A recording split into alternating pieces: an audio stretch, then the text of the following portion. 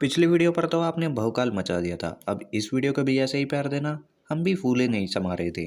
अब gaming phone की बात करें तो आसूस का ही आता है इंडिया में। और कोई कंपनी है ही नहीं, ना ही कोई बनना चाहती कंपटीटर इसका।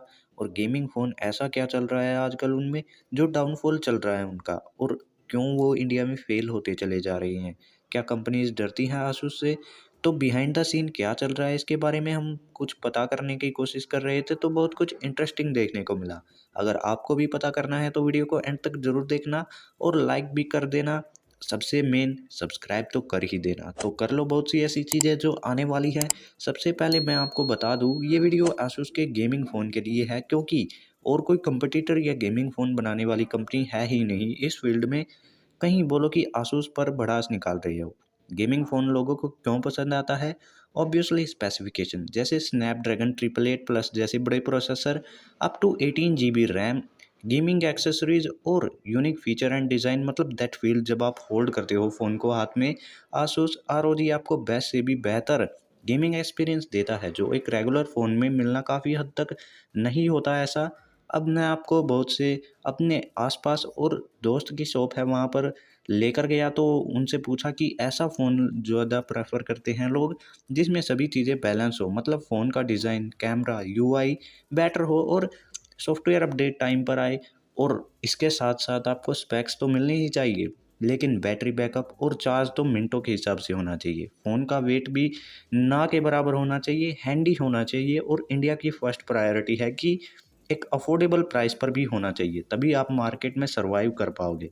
अब जिस प्राइस रेंज में ROG फ़ोन आता है, ऑडियंस चाहती है कि कुछ डिफरेंट फीचर, मतलब कि गेमिंग तो साइड वे है, इसके साथ और क्या मिलता है। अब इंडियन मोबाइल मार्केट पिछले कुछ सालों से बहुत ज़्यादा ग्रो हुई है। आपको भी पता होगा, मार्केट में 10 से 20 हज़ार के फ़ोन बहुत ज़्यादा बिकते हैं, लेकिन ऐसा ही 35 से 50 हज़ार के फ़ोन्स के साथ भी है। फिर 60 से 80 और इससे ऊपर आ जाते हैं जिनकी सेल बहुत ज़्यादा होती है। अब एक चीप फ़ोन पहले मिलता था, लेकिन आज इंडिया में कंपनीज मल्टीपल फ़ोन लाती है, स्पेक्स वगैरह में चेंजेस करते, ताकि अलग अलग प्राइस रेंज पर ऑडियंस को टारगेट किया। बुरा लगता है भाई, आप लोग भी जानते हो यार। अब गेमिंग फ़ोन की ही बात करें तो स्पेसिफिकेशन आपको नेक्स्ट लेवल मिलती है, लेकिन एक आम आदमी के लिए सिर्फ गेमिंग ही मैटर नहीं करती। जहाँ से मेन प्रॉब्लम शुरू हो जाती है, अब जिन्होंने कभी गेमिंग फ़ोन यूज़ ही नहीं किया उनके लिए ये प्रॉब्लम ही है, क्योंकि बैटरी बैकअप अच्छा देने के लिए, वेट और बल्क और गेमर्स का फील देने के लिए लुक्स एंड डिज़ाइन जो ऐसा बना दिया जाता है, वो रेगुलर कस्टमर के लिए बिल्कुल पसंदीदा नहीं होता। गेमिंग फ़ोन्स का कंसेप्ट गेमिंग लैपटॉप से लिया गया है। कैसे? कोई सेंस है इस बात की?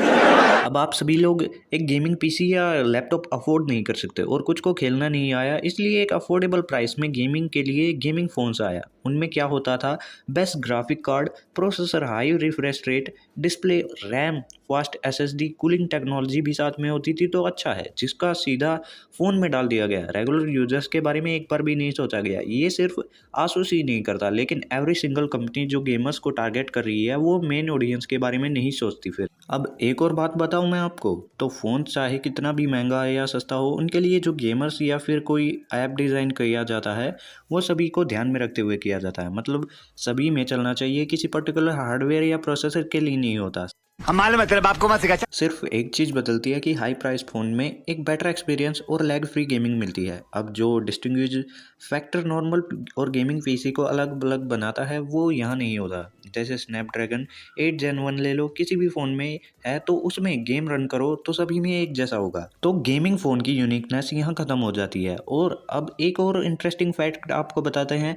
मतलब इसलिए गैप ख़त्म करने के लिए आपको इनके साथ गेमिंग एक्सेसरीज मिलती है, जैसे रिमोट मिलता है, cooler, dock station, 3-4 charger point, और भी बहुत सी चीज़ें हैं जिनको आप यूनिक बनाने की कोशिश की जाती है। अब ऐसा तो iQOO में भी मिला था, गेमिंग के नाम पर आपको दिया गया था, लेकिन ओवरऑल चीज़ कवर की जाती है iQOO में। मतलब कैमरा, डिस्प्ले, प्रोसेसर और अलग फीचर्स भी। iQOO मिड रेंज सेक्शन पर फोकस कर रही है, क्योंकि हाई प्राइस में और लो प्राइस में भी काफ़ी ज़्यादा कंपटीशन है, लेकिन मिड रेंज में है पर इतना नहीं। इंडिया में गेमिंग फ़ोन्स तो बहुत है, लेकिन इतने दिन तक सर्वाइव नहीं कर पाए, जैसे black shark, Lenovo legend, Nubia का रेड मैजिक, जो स्टार्टिंग में तो पॉपुलर हुए लेकिन बाद में गायब से होते चले गए। लेकिन आसूस क्यों नहीं? तो आसूस ने सोचा गेमर्स भी कम है और कंपटीशन तो ना के बराबर है। अब गेमर्स तो उनका ही फ़ोन लेंगे क्योंकि आसूस रेगुलर फ़ोन मार्केट में उतार चुकी है और वो इतना कुछ खास परफॉर्म नहीं कर पाए।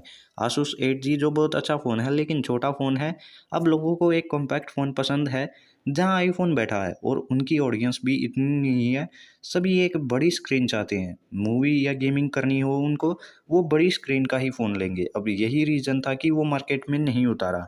बहुत से यूट्यूबर्स बताते हैं कि उनके पास फ़ोन गया था रिव्यू के लिए लेकिन आसूस ने दोबारा उसे वापस मंगा लिया, लेकिन आसूस गेमिंग फील्ड में घुस गया। अब गेमिंग फ़ोन इंडिया को टारगेट करके नहीं बनाए जाते, बेसिकली वहाँ के लिए होते हैं जहाँ लोगों को इसकी ज़्यादा डिमांड करते हैं, लाइक कोरिया, चाइना। अब इंडिया में तो इतने सारे गेमर्स हैं, तो प्रोफेशनल या पैसे वाले वही ROG फ़ोन पर जाते हैं। रेगुलर कस्टमर तो इतने पैसे स्पेंड करता है तो मेनली या तो एप्पल, सैमसंग या फिर वन प्लस प्रेफर करेगा गेमिंग करने के लिए, क्योंकि ये आपको value for money and overall एक बेस्ट पैकेज देते हैं। यही मेन रीज़न है इनके फेल होने का। गेमिंग फ़ोन कंसेप्ट तो बहुत अच्छा था ताकि गेमर्स को बेस्ट पॉसिबल एक्सपीरियंस दिया जा सके।